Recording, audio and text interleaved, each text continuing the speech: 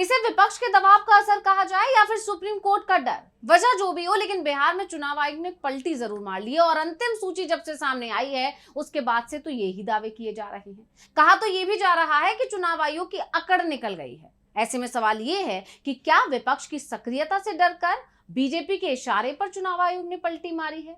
क्या वजह रही जो शुरुआत में अपनी शर्तों पर चलने वाला चुनाव आयोग अचानक से भीगी बिल्ली बन गया है? ये जानना भी जरूरी है कि आखिर ऐसे दावे किए क्यों जा रहे हैं कि चुनाव आयोग ने पलटी मार दी है। तो इन्हीं सब सवालों के जवाब जानेंगे इस स्पेशल रिपोर्ट में। नमस्कार, मैं हूं अंशिता। जून महीने में जब चुनाव आयोग यानी इलेक्शन कमीशन ने बिहार की मतदाता सूचियों के विशेष गहन पुनरीक्षण यानी कि एसआईआर का आदेश दिया था तो इस पर बवाल मच गया था, क्योंकि इसमें मतदाताओं को पात्रता साबित करने के लिए 11 दस्तावेजों में से कम एक प्रस्तुत करना यानी कि एक दिखाना अनिवार्य कर दिया गया था। तो ये परंपरा से हटकर कदम आलोचना का कारण बना। विपक्ष ने इस पर बहुत ज्यादा बवाल मचाया और विपक्ष ने तो इसे पिछले दरवाजे से एनआरसी लागू करने जैसे आरोप इस पर लगा दिए थे और इसे नागरिकता जांच जैसा मानते हुए अदालत का दरवाजा खटखटाया था और मामला सुप्रीम कोर्ट पहुंच गया था।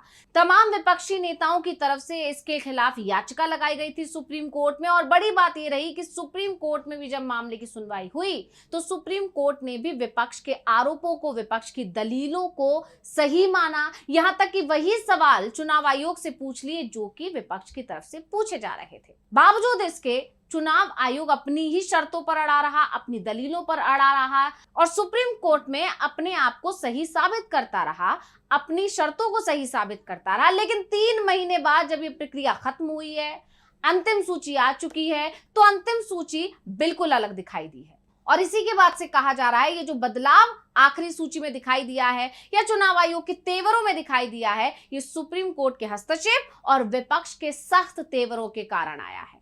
शुरू में दस्तावेजी प्रमाण को अनिवार्य बनाया गया था। आपको याद होगा शुरुआत में आयोग ने मतदाता सूची में शामिल होने के लिए दस्तावेजी प्रमाण को अनिवार्य बनाया था, लेकिन इसमें आधार, राशन कार्ड और यहां तक कि उसके अपने मतदाता फोटो पहचान पत्र, जो कि ज्यादातर कवरेज और समावेश सुनिश्चित करता है, उन्हें इसमें शामिल ही नहीं किया गया था। और सबसे बड़ी बात तो यह कि आधार कार्ड को बाहर रखा गया था, जबकि आधार कार्ड सबसे ज्यादा वैलिड डॉक्यूमेंट माना जाता है। दिलचस्प बात यह है कि ईपीआईसी को 2003 के अंतिम विशेष गहन पुनरीक्षण में स्वीकार किया गया था, जैसा कि द इंडियन एक्सप्रेस ने 22 अगस्त को पहली बार रिपोर्ट में किया था।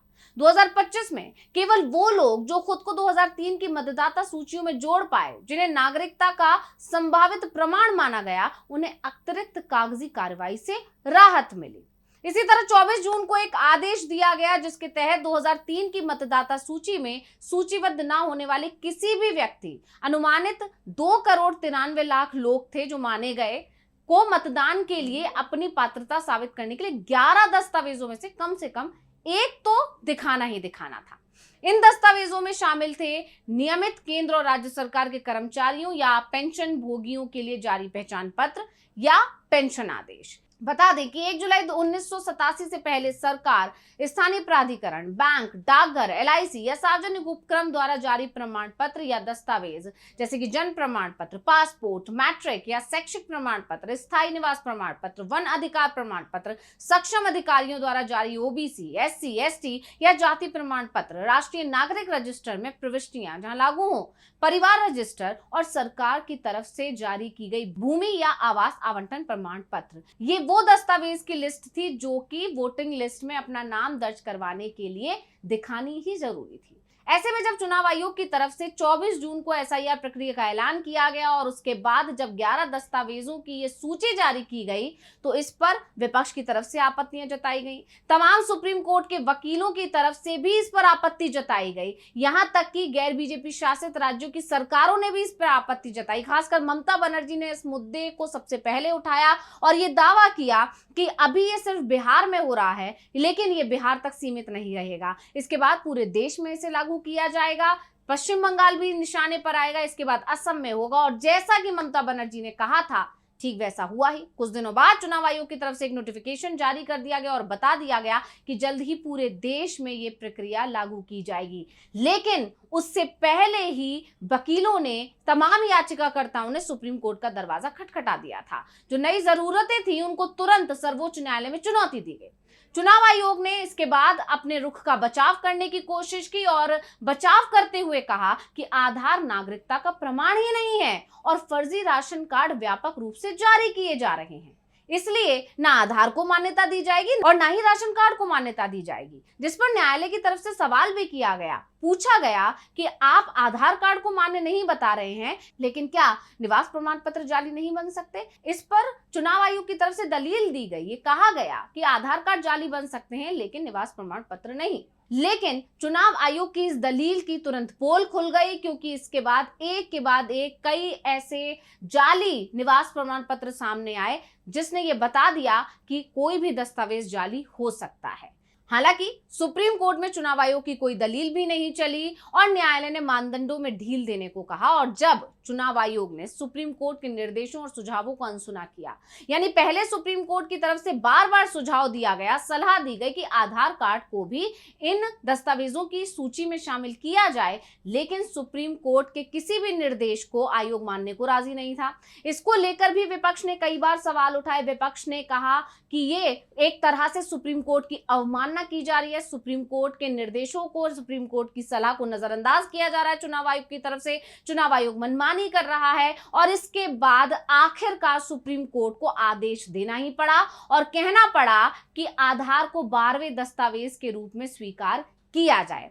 इन सब के बीच जमीनी स्तर पर अधिकारियों ने ग्रामीण इलाकों में मतदाताओं को दस्तावेज प्रस्तुत करने में आ रही कठिनाइयों की ओर भी ध्यान दिलाया। यही नहीं, बिहार में विपक्ष ने जिस तरह वोटर अधिकार यात्रा निकाली, राहुल गांधी और तेजस्वी यादव के नेतृत्व में पूरे बिहार में जो यात्रा निकाली गई उसको इंडिया गठबंधन का साथ मिला। यानी महागठबंधन तो उसमें शामिल था ही, पूरे देश का जो विपक्षी गठबंधन इंडिया गठबंधन वो भी बिहार पहुंचा। तमाम घटक दल के प्रमुख बिहार पहुंचे और जाकर जनता से रूबरू हुए। बिहार की जनता ने भी इस यात्रा में बढ़ चढ़ का हिस्सा लिया और यहां तक कि बीजेपी के खिलाफ जनता का गुस्सा साफ देखने को मिला। जनता तक विपक्ष का ये मैसेज भी पहुंचा कि सिर्फ और सिर्फ बीजेपी को फायदा पहुंचाने के लिए, बीजेपी की मिली भगत से ही चुनाव आयोग ये एसआईआर प्रक्रिया कर रहा है और इससे सिर्फ और सिर्फ बीजेपी को फायदा पहुंचाया जाएगा। और इसी के चलते पूरे बिहार में वोट चोर गद्दी छोड़ का नारा गूंजने लगा और जनता के इस गुस्से को देखकर बीजेपी के सहयोगियों ने भी बीजेपी पर दबाव बनाना शुरू कर दिया, क्योंकि कहीं ना कहीं वो समझ चुके हैं कि बिहार में जो एसआईआर प्रक्रिया कराई जा रही है या चुनाव आयोग के खिलाफ जो जनता में गुस्सा है, जो बीजेपी के खिलाफ गुस्सा है, उसका असर सहयोगियों पर भी पड़ेगा, क्योंकि बीजेपी को जो सजा दी जाएगी जनता की तरफ से वो बीजेपी के सहयोगियों को भी दी जाएगी। इसके अलावा सुप्रीम कोर्ट की सख्ती को देखते हुए चुनाव आयोग ने अपनी रणनीति में बदलाव कर दिया और चुनाव आयोग ने अपनी रणनीति में बदलाव किया है कहीं ना कहीं बीजेपी के इशारे पर, क्योंकि बीजेपी चुनाव आयोग की तरफ से शुरू की गई एसआईआर प्रक्रिया से उसको मिलने वाले नुकसान को अच्छी तरह से भांप चुकी है। इसके बाद चुनाव आयोग ने अपने अधिकारियों को निर्देश दिया कि वो 2003 की मतदाता सूची में ज्यादा से ज्यादा मतदाताओं का पता लगाएं, यहां तक कि अप्रत्यक्ष रूप से 2003 की सूची में शामिल किसी भी व्यक्ति से संबंध स्थापित करके, ताकि एसआईआर के दौरान पात्रता साबित करने के लिए आवश्यक मतदाताओं की संख्या कम हो सके। सूत्रों ने यह भी बताया है कि आखिर में बिहार के लगभग 77% मतदाता 2003 की मतदाता सूची से जुड़े, लगभग 52% सीधे 2003 की सूची में पाए गए और अन्य 25% मतदाता सूची में शामिल लोगों के बच्चे या रिश्तेदार थे। बाकी बचे हुए मतदाताओं के लिए अधिकारियों ने मौजूदा सरकारी डेटाबेस का सहारा लिया। पारिवारिक रजिस्टर बिहार में वंशावली के रूप में जाना जाता है, महादलित विकास रजिस्टर सभी अनुसूचित जातियों की पहचान के लिए और बिहार जाति सर्वेक्षण। राज्य के 77,895 मतदान केंद्रों पर धीरे धीरे बदलाव आया। शुरुआत में बूथ स्तर के अधिकारियों, बीएलओ और मतदाताओं दोनों के लिए भ्रम की स्थिति थी, लेकिन अब अधिकारियों को मतदाताओं को शामिल करने के लिए रास्ता खोजने के निर्देश दे दिए गए हैं। इसी तरह अंतिम सूची में 68,60,000 नाम हटाए गए हैं, जिनमें ज्यादातर जिनकी जान जा चुकी है या फिर जो लोग प्रवास कर चुके हैं या दोहराव के सामान्य मामले थे, और 21,50,000 नए नाम जोड़े गए हैं इस लिस्ट में, जिससे राज्य की मतदाता सूची कुल 7 करोड़ 42 लाख हो जाती है। और इस तरह देखा गया कि कैसे चुनाव आयोग अपनी बात से पलट गया या चुनाव आयोग किस तरह से विपक्ष और सुप्रीम कोर्ट के खौफ में नजर आया। तो स्पेशल रिपोर्ट आपको कैसी लगी हमें कमेंट करके अपनी राय जरूर दीजिएगा। इसी के साथ मुझे दीजिए इजाजत। देखते रहिए DV लाइव। नमस्कार।